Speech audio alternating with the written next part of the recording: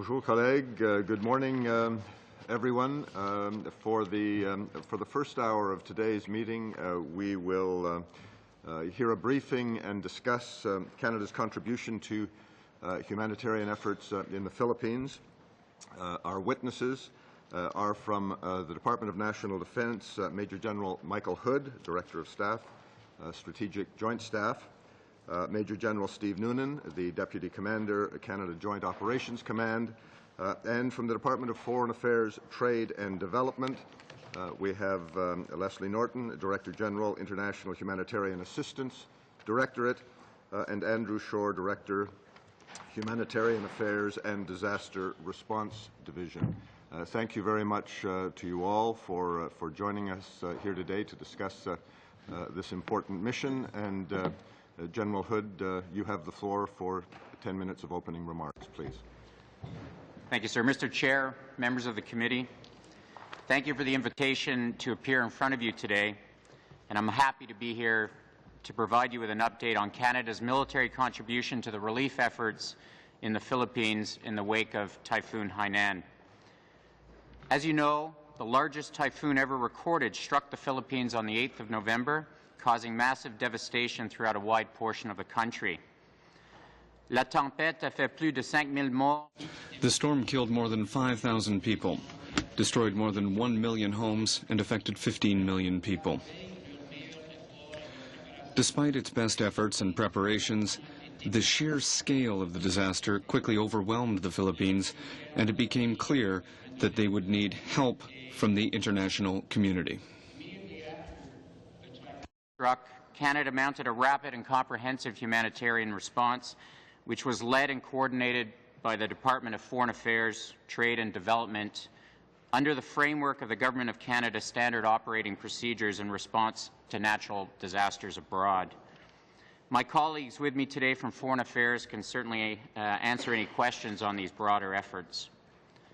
On the 11th of November, the Minister of Foreign Affairs, John Baird, announced that the Prime Minister had authorized the deployment of the Disaster Assistance Response Team, or DART, as part of the whole-of-government response. The first elements of that team departed less than an hour later.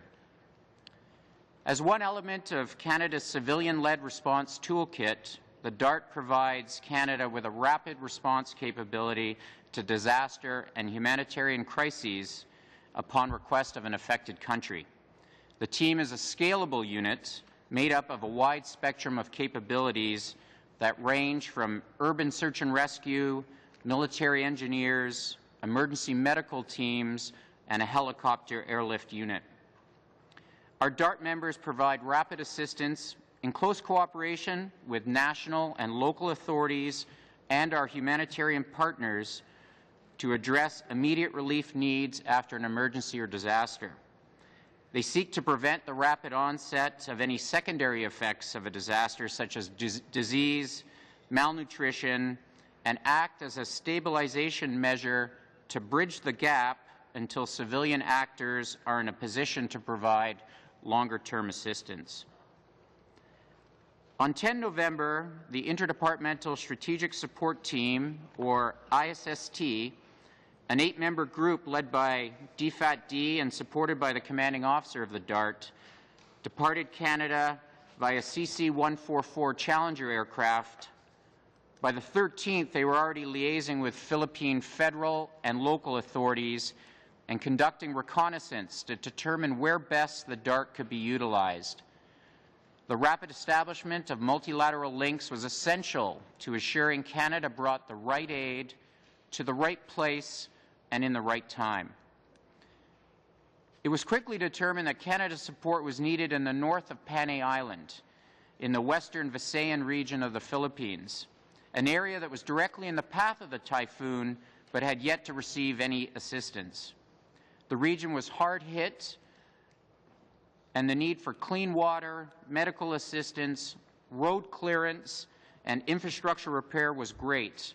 Moreover, the rugged nature of the region and that damaged infrastructure meant that capabilities provided by helicopters would be immensely useful. Through the use of our C-17 Globemaster and the CC-150 Polaris aircraft, the Canadian Armed Forces quickly established an air bridge that transported personnel and vital equipment, including 3 Griffin helicopters, engineering vehicles, medical supplies, and large-scale water purification systems to the people of the Philippines. Additionally, the CC-144 Challenger conducted aerial reconnaissance and intra-theater airlift tasks. Le 15 novembre, les membres de... By the 15th of November, the DART headquarters established itself in Rojas City on the northern tip of Panay Island.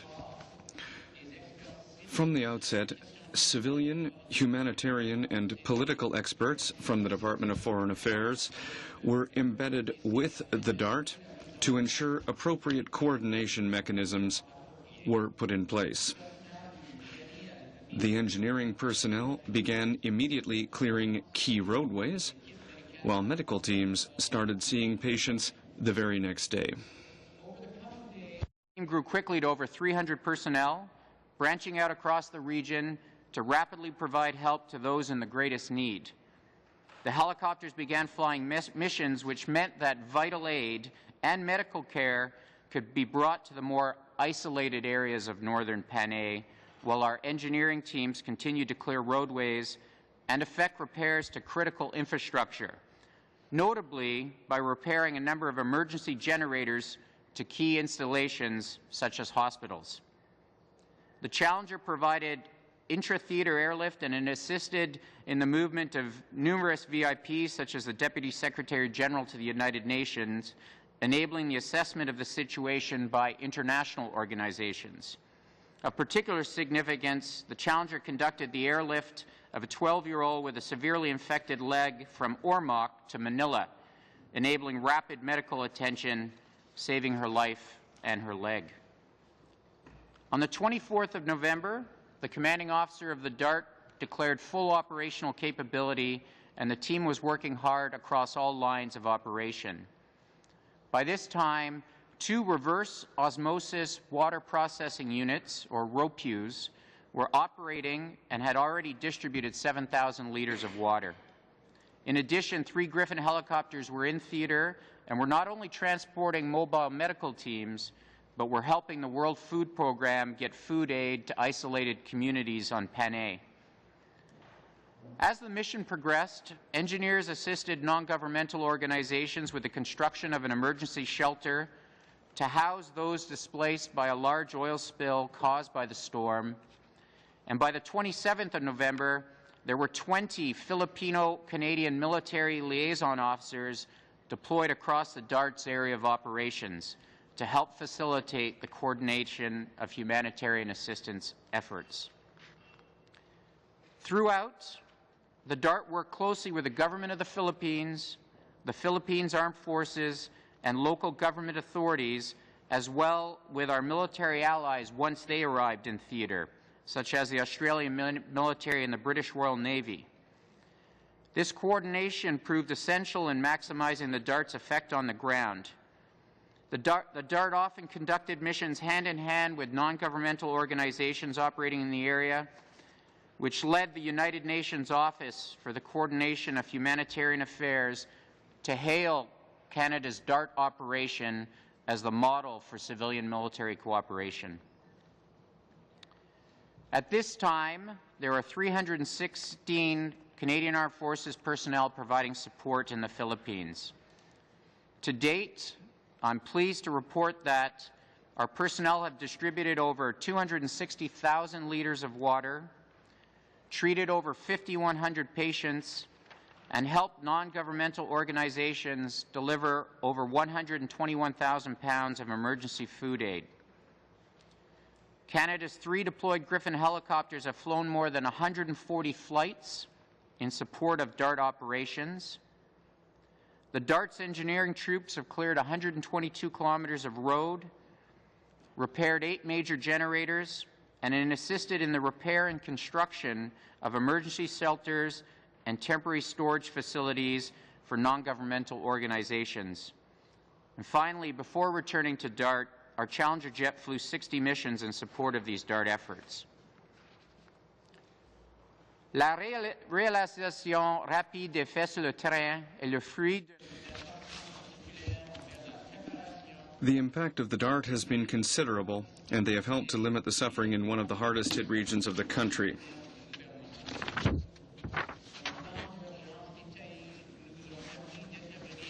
Our detailed emergency plans have allowed us to intervene from the beginning, and we're working in close collaboration with the whole of government.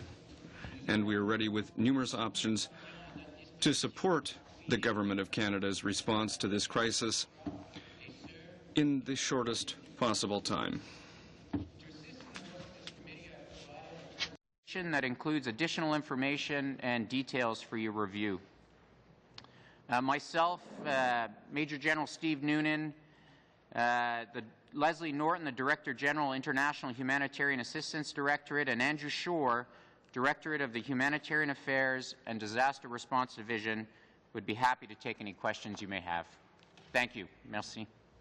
Thank you very much, General Hood, and we will begin our opening round of questions, 7-minute segments, with Ms. Gallant, please. Mr. Chairman, and our witnesses, thank you for coming today. Now, the actions of the DART certainly symbolize the qualities of Canada in that the strength, their decisiveness, and the deep commitment to humanitarianism. Now, quite apart from the individual's ability to deploy on several hours' notice, even though some of them are dual members of the forces, both the husband and the wife, or single parents, so they have to have all their plans in place to leave on such short notice. They're also trained to top readiness. So would you please tell the committee what sort of training goes in to enable them to be ready to deploy and provide this type of humanitarian and medical assistance on such short notice? Thank you for the question, Ms. Gallant. Certainly, as you point out, various parts of the DART are on a number of levels of readiness to affect that immediate response, and I actually think this question is probably best answered by my colleague, Major General Noonan from the Joint Operations Command. Thanks for that, Mike. Good.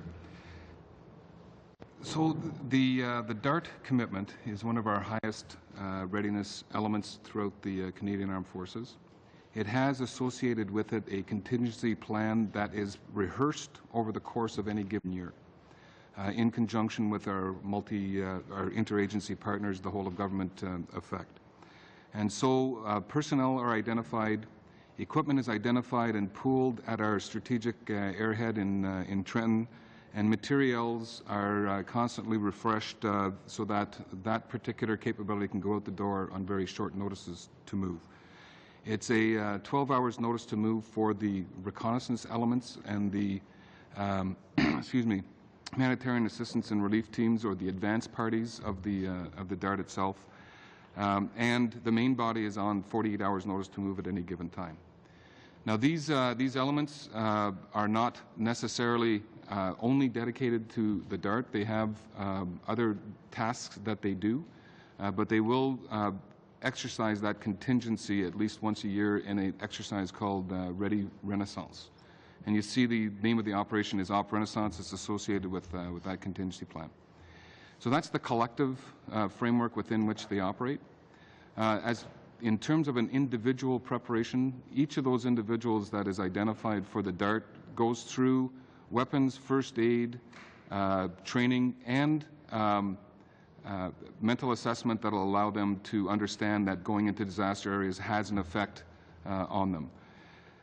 That is their normal readiness levels, and then once they are activated, depending on the time that they have available to them, they will get more in-depth culture awareness, country studies of the particular area that they're going to be engaged in. Mr. Chairman, and our thoughts and prayers are certainly with these extraordinary individuals, especially since a number of them will be away from their families at Christmas time. And with that, I'd like to share the remaining time with my colleague, Mr. Norlock. Thank you very much, Mr. Chair. Through you to the witnesses, thank you very much for appearing today. And I like to have a before and after sort of snapshot of Canada's ability to go anywhere on the face of this earth, let alone in our own country to face a disaster or to help those affected by disasters. So, General Hood, if you could, would you, in a succinct way, because our time's limited, compare our ability to get DART to the rest of, to anywhere in Canada or in this case to the rest of the world before the acquisition of our tactical and heavy lift capabilities, and what that means as far as time elements and being able to put the pieces together on the ground in a fast way? Thank you very much for that question. I think as many would recognize, when you get calamities around the world at the level of where we would consider deploying the DART, that time is of the essence. If you don't have that integral airlift support that we presently have, you then are in competition with everyone else around the world for whatever leased airlift assets that you can get. So quite often in previous iterations, we would have seen that challenge of being able to contract airlift be a determining factor in the speed of our response of the DART. Since the acquisition of the C-17 in 2007, we now have that capability integral to the Canadian Forces. In this particular case, on the 9th of November, our majority of our C-17 fleet was involved in the retrograde of material and equipment from Afghanistan as we're in the process of closing down our contribution there. So you can imagine that this air bridge was eastward to Afghanistan, not an inconsiderable distance. In the period of 24 to 36 hours, we recalled all of those assets and were then postured to be able to project the DART 16,000 kilometers in the opposite direction to the Philippines. So, you know, as at the strategic level of the Canadian Forces, the ability to project our own integral assets is key in enabling a quick and rapid response, which certainly enables DART success to the greatest extent. Thank you very much. I do recall, because you were the commander at CFB Trenton, that prior to our acquisition of heavy lift capability, we had to, as you mentioned in your answer to that question, lease aircraft. And of course, I recall very often seeing an Antonov in our on the runway at CFB Trenton 8 Wing, I was told, and you can confirm this, that sometimes, that often, especially when we were at our peak as far as Afghanistan goes, that you could be literally weeks, if not months, from leasing an aircraft capable of transporting a unit like DART. Would that be correct? Well, briefly, please. Yes, certainly. As I said, when there's only a limited pool of the types of aircraft and the size and capacity of the C-17 that are available in the market, and it is a very competitive market. So if I was to get into contracting mechanisms and they were available, we are talking certainly weeks and not days. You're quite correct. Thank you, General. Mr. Harris, please. Thank you, Chair, and thank you, gentlemen, for your presentation. Of course, all Canadians are concerned about the disaster in the Philippines and are glad to see that Canada has offered and is able to help. But I have some specific questions, sort of following up on Mr. Norlock's point about readiness. You said that the main body was on 48 hours readiness notice. I guess my first question is the Prime Minister's authorization required for the DART to be used? Is the authorization required? I didn't hear the last part of your question, Well, you said that the Prime Minister authorized the deployment of the DART. Is that required in order for the DART to be used? So the Chief of Defence Staff can posture the DART, as Steve mentioned. It's at various notice to move. I'm just quoting you, sir. On the 11th of November, there was an announcement that the Prime Minister had authorized the deployment of the DART. My question is it required for the Prime Minister to authorize such a use? It's required for the government to authorize the deployment of the DART, sir. Not the Prime Minister. The government. I can't answer the more specific than that. And then you went on to say that the first elements of the team departed less than an hour later. So is this an hour after the announcement or an hour after the decision? I'm sure it was an hour after. It sounds great. I mean, it sounds like this is we're really ready to go. The Prime Minister says go, and less than an hour later, we're in the air. But it sounds to me like a public relations statement as opposed to reality in terms of readiness. Am I correct? Well, sir, I think it's fair to say that when we deploy the DART, we do so on the invitation of the country that's affected. We don't deploy that strictly where we would like to see it sent. So the collaboration between in this case, the Prime Minister and the Minister of Foreign Affairs with colleagues from the Philippines is what enabled us to eventually deploy. So I think it's accurate to say that once we were given the green light following that phone call, we took off an hour later. So you're suggesting, so when exactly did the Philippines ask for assistance? Your original statement was that you're deploying it, and in fact you were considering it immediately after the typhoon struck, and that in fact the plane had left the day before. So like, I don't understand here how this actually happened, and because the reason I'm asking, of course, is because, as Mr. Norlock says, this is not just used internationally, it will be used locally as well, and how ready are we to go and all of that, because what you also say here is that it wasn't until the 24th of November that the team had declared full operational capacity in the Philippines. So I'm just wondering about that timeline as well. So with respect to the contingency plan for the deployment of the DART, the first element that would go out was that ISST that is led by Foreign Affairs, as I pointed out, supported by the leadership team of the DART. They deploy in CF aircraft on the recommendation of the Department of Foreign Affairs in this case, and set the groundwork to enable through reconnaissance, liaison with the government of the Philippines and the rest, enable the rest of the deployment of the team. So concurrently to that deployment of the ISST and the coordination that was going on by government, we were able to posture the rest of the DART resources at a higher level so that when we were given that authority, we were able to go quickly into theater. That was the next day. I mean, on the 10th, according to you, the ISST group left, and on the 11th, the announcement was made, and within an hour, there was other people leaving. So the ISST left on the 10th, and we can deploy the ISST and do a reconnaissance that would suggest that the capabilities of the DART are not appropriate to the task. It's important to have those first eyes on, to understand that the deployment of the rest of that DART team is postured correctly. It is not always the right capability depending on the capacity of non-governmental organizations or the country itself. So that ISST then makes a recommendation, yes, we should deploy all of these elements of the DART. In scalable, we may not need helicopters, we may not need engineers, we may not need the rope queues that I spoke about.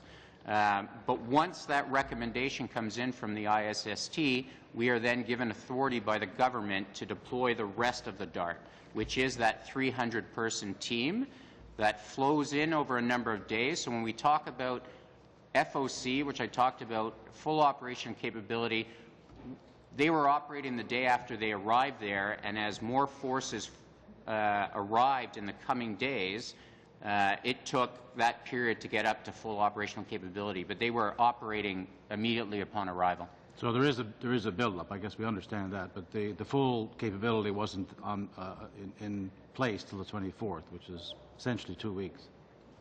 In this case, yes, it's all a time and space equation of how quickly we could get it here, and as well as the capacity to support that deployment. In some cases, you wouldn't actually have the infrastructure and operating airport that it would not be able to deploy all of these capacities. So it depends on the situation once the ISST has had a chance to do that recce. One other question, and again, I'm not denigrating the efforts of our troops and our people, and you know, I'm very happy to see that we've been there. But there was one criticism showed up in a Globe and Mail report on the 17th of November suggesting that, or questioning why we were in Roxas City and that area when the real impact had been in some other islands where the other nations were. I mean, the United States, Australia, the Philippines themselves operating. How did we get to Roxas City where it was suggested that most of the devastation was really the effect of ongoing poverty and terrible circumstances? That's an excellent question, but I think in this case it's important to recognize is that we went precisely where the Philippine government asked us to go, and I think if you would have seen the path of the storm and the devastation involved in the area that we're operating, it would be hard to draw the conclusion that we were sent somewhere where we weren't required. In fact, quite the opposite. We went precisely where the Philippine government asked the Canadian government to send us. And I could offer colleagues from Foreign Affairs to perhaps expand on that. Expanded on in a subsequent answer, but time is up, Mr. Harris. Mr. Allen, please. Mr. Allen. Okay. Sorry. I'm going to be splitting my time with Mr. Williamson, but just a question. You talked a little bit in your section on cooperation, and I find it fascinating the number of countries you're working with, plus the number of groups on the ground in the Philippines. And I wonder if you might just tell me, what have we learned about the coordination, that type of coordination over the past number of years that we've reacted to these kinds of situations, and what are some of the lessons learned, and what are some of the key challenges and overlap issues that you do face when you go into a place like the Philippines? Well, Noel, thank you for that. In fact, I'll do a quick description of certainly the military thought of that, then I'll pass to colleagues from DFAT-D. One thing that we have done quite well is learnt lessons from previous deployments of the DART. So at the end of that deployment, we'll take stock of how we responded to the crisis, what were our strengths, what were our weaknesses, and then Steve's team will take that and refresh the contingency plan so that we're much better prepared for the next occurrence. For instance, there was a time where helicopters weren't integral to the deployment of the DART, but lessons that have learned from many locations, including most recently in Haiti, and now that we have the capacity to fly them there, in fact, is a lesson learned that's been brought forward. So while it's premature to understand the lessons learned from the Philippines, I guarantee you we will learn those from a military perspective and regenerate our next capability that much more effective. And Leslie, if you'd like to speak. If you could talk about the lead, Perhaps I could just add to what the General has said. The reason why Foreign Affairs coordinates this is for exactly the reason that you've mentioned. There's an awful lot to be coordinated, and there have been a lot of very good lessons learned over the years with the deployment of the DART. I think the deployment of the ISST, which has been mentioned as the first thing, doesn't automatically lead to the deployment of the DART, but it does lead to a recommendation on what would be an appropriate type of support. And therefore we have an interdepartmental task force which is set up. It met for the first time on November 10th. And it's chaired by my division. And basically we bring all the key people around the table. Our embassy in the Philippines is on the line, many other people from around town. And so this is where we try to figure out, as everyone is rushing to try and make the right assessment, what is the coordination so that airports don't get overloaded, so that people don't bring the wrong type of assistance and so on. But my colleague Leslie could add a bit more detail on that. Just briefly from the field perspective, in 2005 there was quite an important reform process that was undertaken by the United Nations. Essentially it created what we call the cluster system, which is sectors. So you might have a water and sanitation cluster, and they set up these clusters for each and every sector across a response. And what it does is it pulls together every actor, whether it's United Nations, an NGO, or the Red Cross movement together. And so they work together in a much more coordinated fashion to ensure that they address all gaps and to address any duplication. It's often co-chaired by the government as well as the United Nations. Maybe just another point of coordination, what we have learned also over the years is that it's very important to embed within the DART team civilian and political officers as well to ensure that the full coordination taken from headquarters is also reaches right in, deep into the field and then comes back to headquarters. Thank you. Thank you, Chair. Thank you for coming today. I kind of want to go back to some of the questions that Mr. Harris was asking, but whereas he seems to see, I guess, PR campaigns and demons, I want you to talk about the coordination that goes in. I assume you don't, your group does not wait until the government calls and says, send the DART over, but in fact, as soon as you see a disaster like this, you spring into operation and begin to prepare so you can deploy when the government calls on you. So we're not having a lag of days where you're getting geared up after the government's call. Can you talk about what measures you take when you see storms like this, devastation like this happening to an ally a world away? How do things roll out so you're ready to go when called? Thank you for that. You know, we've talked about notice to move in this case and the posture of the DART. As I've said, that certainly the Commander CJOC has the ability to posture those forces to respond even quicker if the likelihood of that deployment is going to take place. In this case, in the instance of the Philippines, was on Friday when the storm hit. On Saturday, we were in phone calls with colleagues. The first meeting of that interdepartmental team was early on Sunday morning, and by Sunday evening, the Challenger had departed. So a lot of that action was undertaken by individuals in various departments executing their responsibilities to the greatest extent possible. Okay. What you mentioned, I guess first of all, to clarify, it's no surprise that, of course, your group, like the rest of the military, operates under civilian control. I mean, the forces don't move unless the elected government of the day calls upon them. It's a simple question, and I think it's just I just want to get that on the record clearly. So. Well, yeah, in fact, the use of defense forces is a Crown prerogative that extends from government decisions and direction through the Minister of National Defense to the Chief of Defense Staff. Thank you. You talked about the coordination between NGOs, how it was a model. What are some of the examples? Why did that work so well?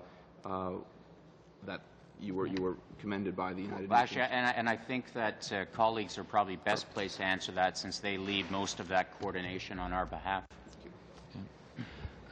Well, I would say, first of all, first and foremost, there's also coordination with the Philippine authorities, of course. And so this is part of the initial assessment is for our embassy, even before we've had people on the ground, to report back on what they're being told by the local officials. One thing that was very different in the Philippines than in the crisis in Haiti, for instance, was that the capital wasn't affected, so the government continued to operate, and we had a very effective partner there. And after all, they have a lot of expertise handling crises like this. This was a massive typhoon, but of course they are relatively well prepared for this on an ongoing basis. With regard to the question of collaborating with NGOs, civil society, and multilateral agencies, I mean, I think it's really been a factor in training for years with the DART. It's my team and Leslie's team and DND work on this on an ongoing basis. And we were very pleased to hear, for example, Baroness Amos when she was visiting Panay Island, and we were able to have the Challenger fly her around so that she could see the situation on the ground. She really did say that as far as she was concerned, this was the best example of civil-military partnership she had seen. But it does take a lot of work. That's basically what I would say. Thank you, Mr. Shore. Time up. Ms. Murray, please. Well, thank you very, very much for your presentation and, well, for the success and all of the activities that were undertaken and all of the help that was provided.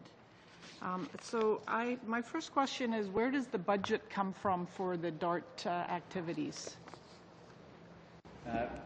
Within the Department of Defense, in our annual operations and maintenance budget, all of the training of that unit and the various units that make up the DART are extant within the defense budget. Quite often when we are sent on operations at government direction,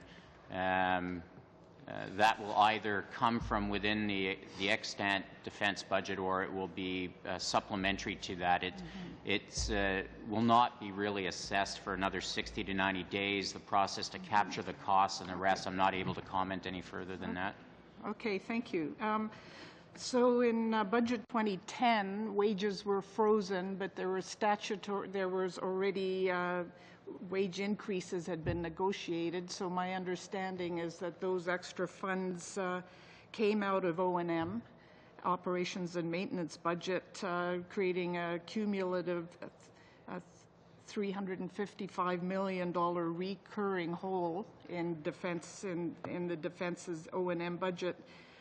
And then added to that was a strategic review in 2011 that added a further $1 billion in cuts, much of which went into operations and maintenance. Then the deficit reduction action plan with a further $1 billion. And suffice it to say, this has been some major impact on O&M.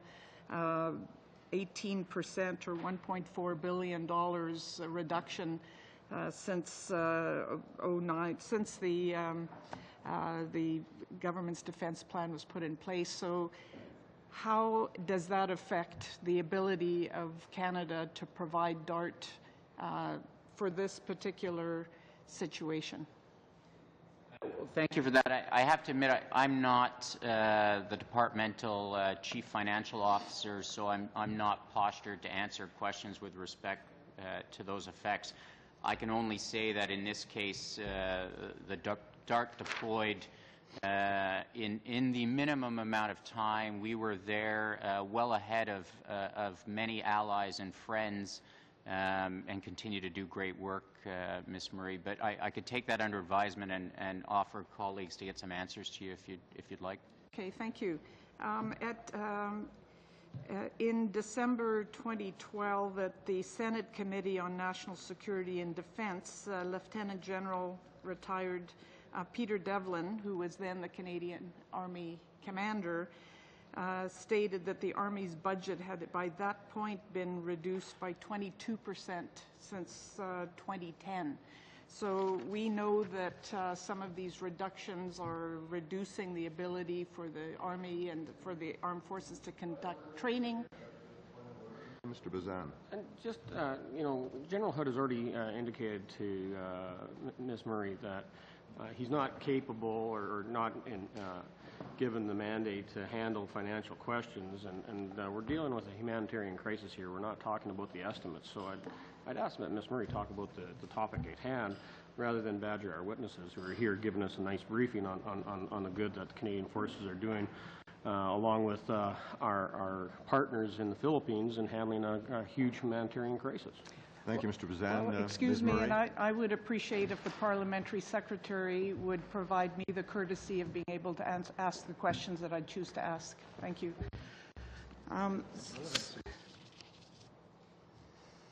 So we have heard that some of the training operations in mountainous areas, in the Arctic, in other places of extreme geographical challenge have had to be curtailed. And so I just would like to ask whether there is a way that the coordinated activities of DART for this kind of humanitarian disaster, is that being protected from the reductions in training that are taking place due to the O&M budget cuts? Within respect to my responsibilities for the force posture and readiness of the type of capabilities we use in the DART, they were all at the requisite readiness levels and postured to deploy.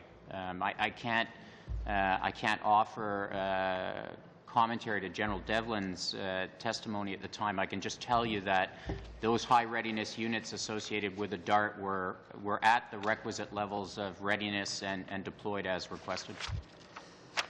Thank you. And since there's widely predicted that there will be increasing numbers of unprecedented weather events that may be tied to climate change, is there a way that the armed forces have been ring-fencing the budgets for readiness for this kind of activity, given that there are further budget cuts were made in 2013 that will and additional freezes in wages that will continue potentially to take funds out of operations and maintenance?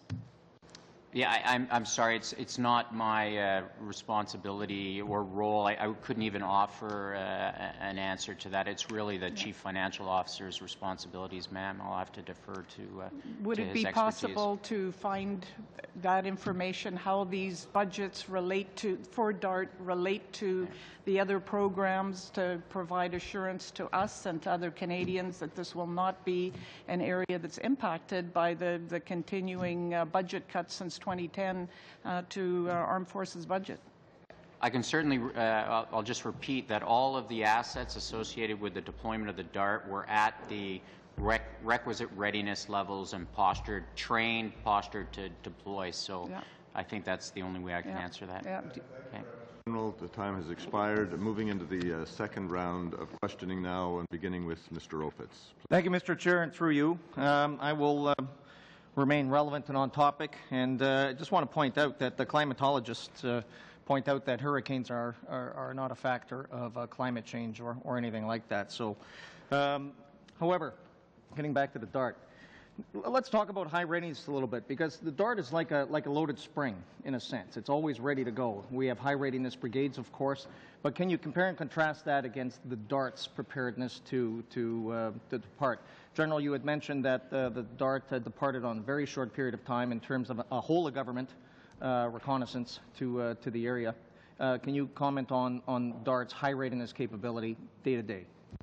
I think that General Noon is probably best placed to answer that, as the Joint Operations Command looks after the posture of those forces. So I'll defer to Steve.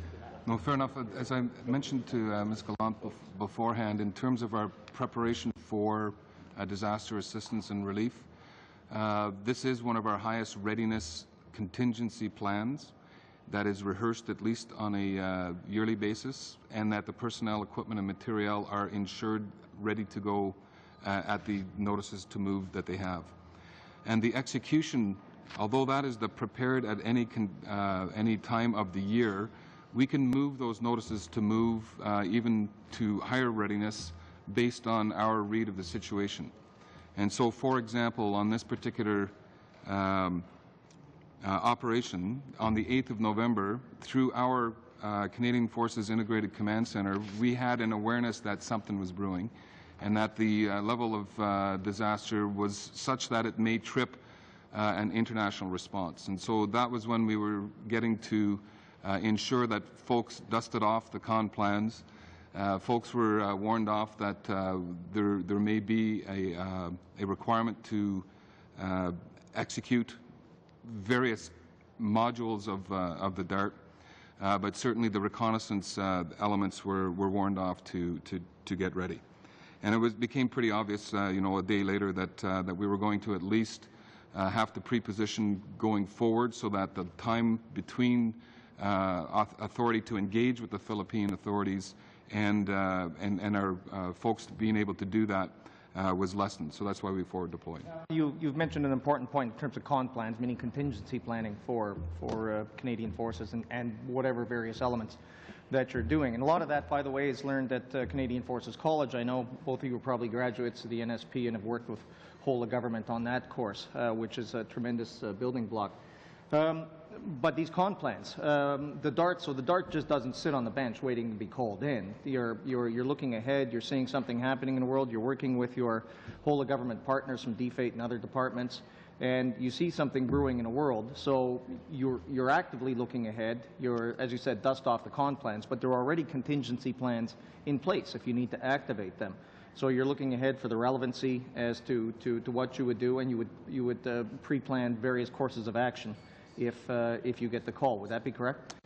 That's correct, sir.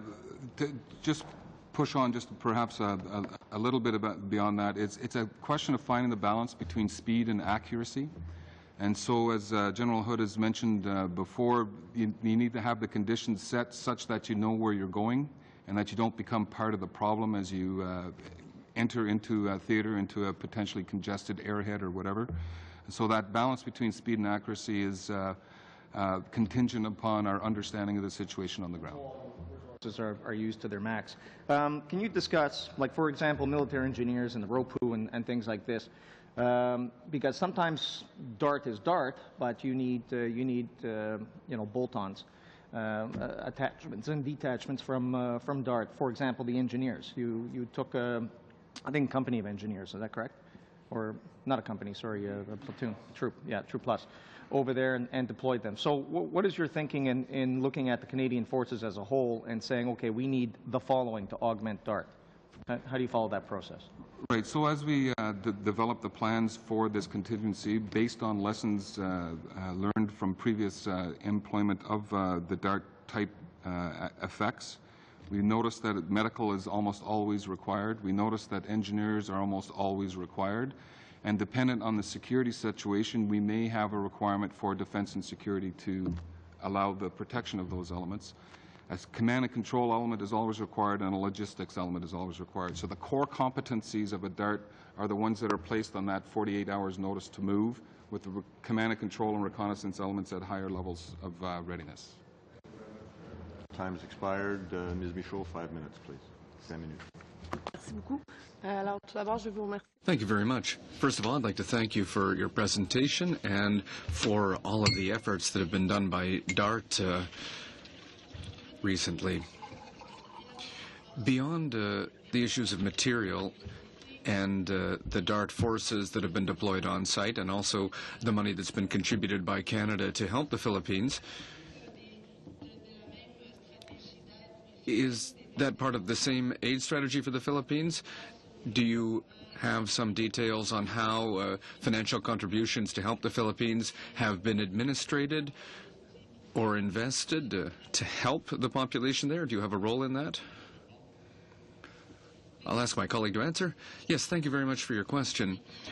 As you know, Canada has a long history of supporting the government of the Philippines.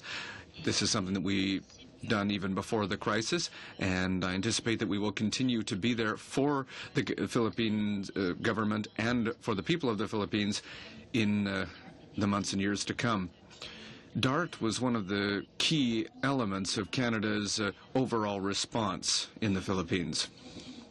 Other key elements include $20 million in funding for the United Nations humanitarian efforts, the International Red Cross, and our NGO partners. And those funds were used to meet the immediate needs of the affected populations in the aid sectors of food, drinking water, shelter, and to meet medical needs as well. And this funding will be in place until the end of March. There was also support for a Canadian Red Cross hospital, which was deployed in the Leyte province at Ormoc. And that hospital is now operational, and it will continue to be operational for another 3 months, depending on the level of need in that area. We've also deployed the stockpile of our relief supplies, and that's included tents, blankets, water purification tablets, shelter kits, as well as a number of other necessary equipment. Excuse me for interrupting you, but that equipment, is it considered to be part of the $20 million? So if I've understood correctly, the money has been split between several international international organizations to meet specific needs, and also to allow for the purchase of material that we provided to the population and to these organizations. Is that correct? Well, to be clear, we've provided $20 million in funding to the three organizations that I mentioned, and we've also deployed our stockpiles. Thank you very much. I'd like to go back to something that was mentioned in your presentation. On November 24th, you say that we declared full operational capacity. Could you explain how that was determined, how we make that decision? Yes, thank you for the question. With the DART team, as I said earlier, there are many different parts or aspects to DART, and we respond to need. Sometimes we don't need the row pews, for example, the reverse osmosis water purification units. When we declared full operational capability in the Philippines, that meant that we had everything in place that we needed for that specific response in the Philippines.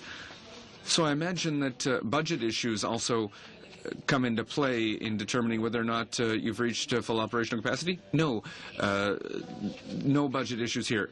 In this specific case, or generally speaking? No, in both. In this case, it wasn't a question of funding. There are other vehicles that we could bring to the Philippines, but we've had support from the Filipino Army as well, so we didn't have to send all of our military equipment. It wasn't necessary.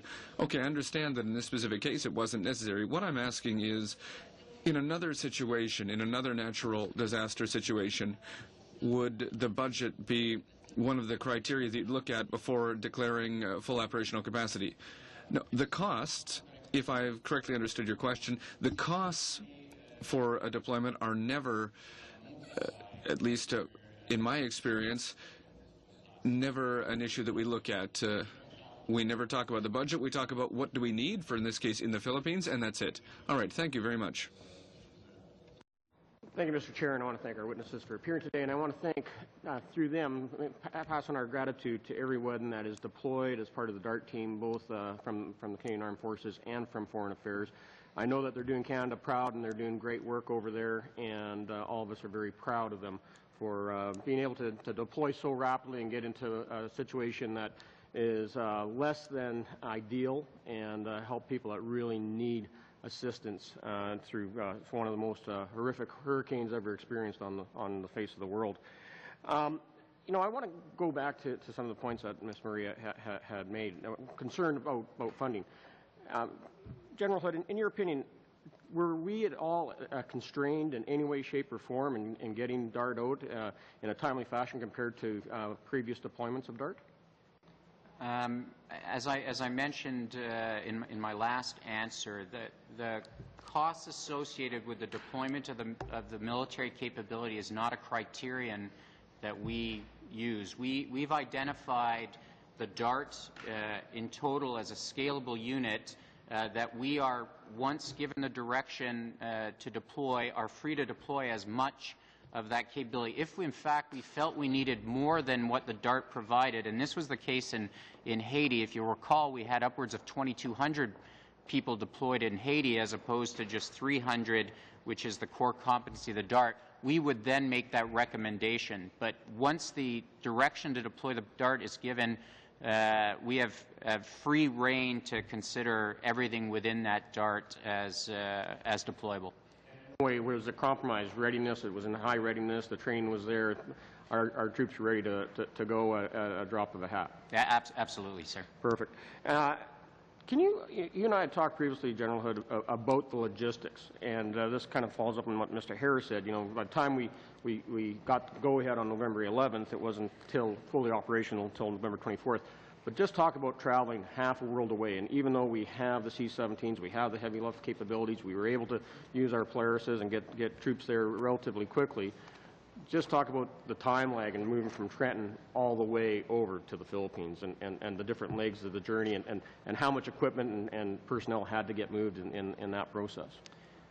Well, I'd be very happy to. In fact, the capacity of the C-17 is upwards of 120,000 pounds of equipment, a tremendous capability.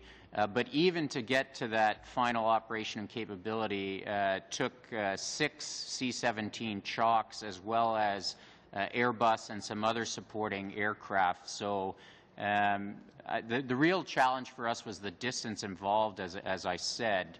If I can describe one such mission, that we would leave from Trenton with a full airplane, go to Comox, British Columbia, stop for fuel, travel on to Hawaii, stop for fuel, travel on to Guam, another 8 hours past Hawaii, and then 4 more hours in the Philippines. So that distance is really the driving response. It drives our ability to project force, and it is quite incredible. Once we've got the air crews in place, the airplanes don't stop. We switch the crews out. So I talked about that air bridge. Our initial response is always, depending on that distance, we can only fly so far in a day. But once we've pre-deployed crews in those positions, we're very efficient at moving that equipment into place. It is farther to the Philippines than it is to Afghanistan in the opposite direction, to give you a sense. To the Philippines and back is almost a complete tour of the globe. Okay. I guess the one thing that I think a lot of people want to know is how do we compare in getting into in Operation Renaissance on the ground and operational compared to other countries? I know the United States has military bases in the region, both in Guam and in Japan, so we're able to get there rather quickly. But how do we compare to some of those other countries in the region, as well as all the our allies that are assisting the Philippines through this humanitarian crisis? I can't speak to all allies. You're quite right. The U.S. response, which you would have seen very early on in Tacloban, is largely a result of the number of forces that they have extant in both Guam and in Okinawa in very close proximity. But if I look at other allies, we were certainly the first into Panay Island and the first ally other than the Americans that were there in any considerable amount of capability. Allies were still coming in well after the 24th, depending on what their direction and response times of their forces were. Much, General. Il reste seulement quelques secondes, à peu près 60. We only have about 60 seconds left. A quick question, Mr. Larose, please. 316. Is there a capacity to be a lot more right now? Can we send more? What is the maximum capacity of DART in the Canadian Armed Forces, and why only 316? Was it the Philippines that didn't ask for more help? Do we have a capacity for a lot more, and what is it that we need to be a lot bigger to go maybe several theaters of operation? So the DART is postured with a group of about 300 people, as I've described, in various capabilities. But if the demand on the ground required more, we would then reach into the other aspects of the Canadian forces and offer contributions as the interdepartmental team would suggest. Haiti is a perfect example of that, where the DART is only 300, but we had sent both naval ships, a huge helicopter and C-130 detachment in there. So it grew to about 2,200 people. So it's a case-by-case basis. Okay, so DART is limited to what it is right now. The standing capacity of DART on high readiness is approximately 300 people. Okay, thank you. Thank you very much, General. Thank you all for your appearance here today. And although this mission still has the rest of the course to run, we'd appreciate it if you could convey the committee's congratulations and an interim well done. Thank you. We'll now suspend as our first hour witnesses depart, and we seat the second hour witnesses. Thank you. Thank you all.